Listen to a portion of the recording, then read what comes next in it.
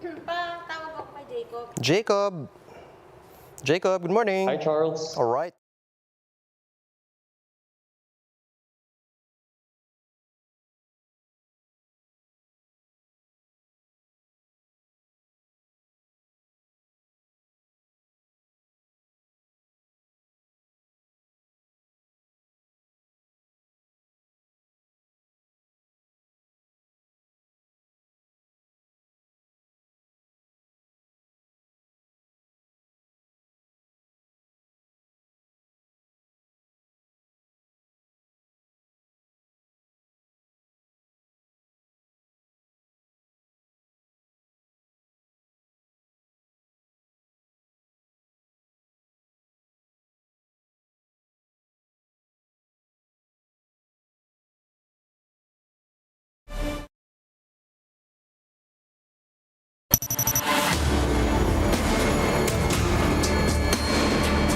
If you all take a moment to listen to the call to serve and decide to heed the call, in the same way that many are already devoting their lives as hardworking farmers and fisher folk that ensure that there is food on our tables, dedicated health workers who help the sick, brave soldiers who fight for our country, honest and fair entrepreneurs who support our economy, patient school teachers that guide our children.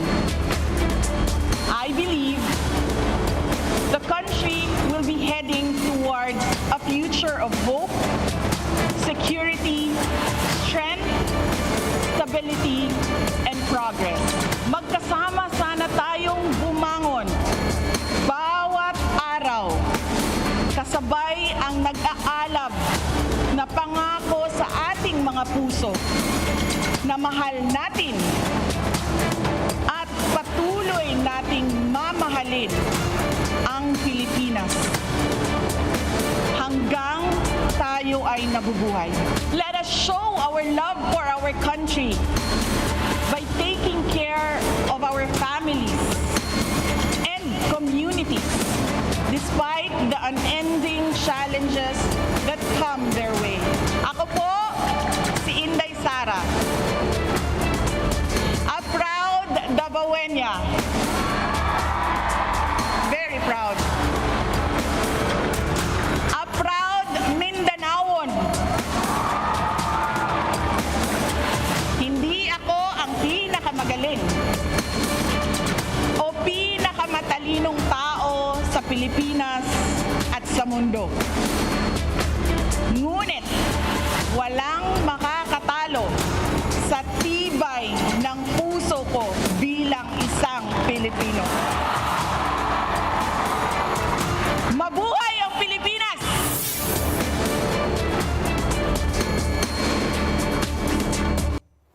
The news day continues here on One News Now. I'm Charles Lejano.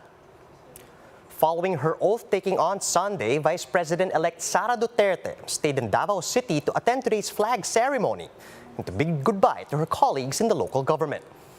Jacob Lazaro now joins us live from Davao City to give us more details on this. Good morning, Jacob. What's the latest? Hi, Charles. Right now, Vice President-elect Sara Duterte just finished giving her speech here in the Davao City Hall. They just had their first flag raising ceremony in almost 2 years since the pandemic, and possibly this will be the last that the VP-elect will be attending this flag ceremony, because after this she will be taking on the responsibilities as vice president, as the vice president. And I actually spoke with a lot of the employees here, and they won't deny that they are emotional, that their mayor for the last 6 years will be leaving them. But at the same time, they are proud of their achievements. They said that what they will really miss will be the little moments they spent with their outgoing mayor. And those are taking selfies, their casual conversations, free lunch, and of course, the year-end bonuses that that the mayor never promised, never failed to deliver. Charles? Right, Jacob, I understand that, of course, Inday Sara was very much well-loved over there, but then could you tell us more about Sara's message to her colleagues there at the Davao City LGU and how exactly, how do these officials feel about her leaving? What have they had to say? Yes, Charles. Well, first and foremost, this is the home of Sara Duterte for all of her life, and this is the place that really honed her as a person and as a leader, and especially the people that she worked with. So she thanked the people in City Hall for all of their hard work in improving the lives of their fellow Davaoenos. But at the same time, she said that she gave very very light messages to lighten the mood that was already heavy during the morning. She said that she is confident that they will be left in capable hands after she leaves for the vice presidency, and that the next set of leaders, such as the councilors, even the vice mayors, will be taking good care of them. And of course, she's one of the things that she said that really drawed up the crowd, really raised their energies, was that every time she would walk into the office, the first thing that the employees would come up to tell her, to ask her about, will be about their regularization or their year-end bonus. So it's really more of thanking, reassurances that they will be fine, and looking back in the good and of course bad memories that they had working together. All right, Jacob, how long does the VP-elect intend to stay in Davao City before heading back to the capital? Charles, the vice president-elect didn't really give us a timetable of how long she will be staying here. But as we know, she will also be the education secretary by June 30 afternoon. And she said that she will be having a meeting with the current education secretary, Secretary Briones, to discuss their transition and their future plans once she takes over the office. Charles? Right, Jacob, we are looking forward to some of the plans and updates as regards the incoming Education Secretary. Do we have any other worthwhile updates from Davao? Yes, Charles, before we get into to her education plans, first, as the vice president, she said her office of the vice president will be establishing around 6 satellite offices nationwide. And of course, many of those will be stationed here in Mindanao. And she said that have been advocating, such as encouraging business initiatives and educating the youth on responsible parenthood. But aside from that, as her education plans as the incoming education secretary, she said that she will focus on making sure that the face-to-face classes 100% will come back. Charles? Thanks for those updates, Jacob. That was Jacob Lazaro reporting live from Davao City. We'll be back with more stories after a quick break. Keep it here on One News.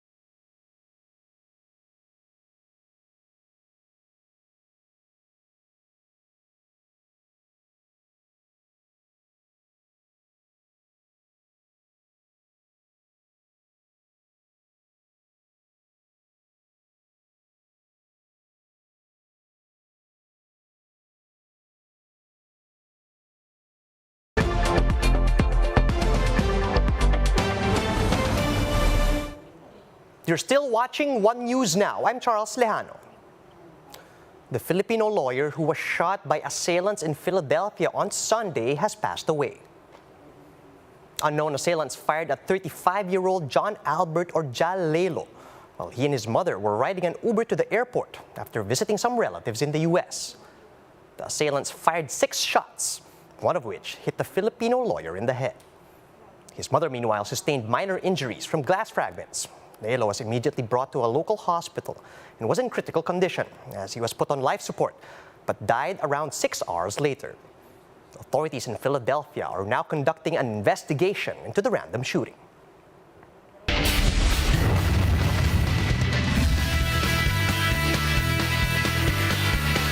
Philip Juico has stepped down as the president of the Philippine Athletics Track and Field Association, or PATAFA.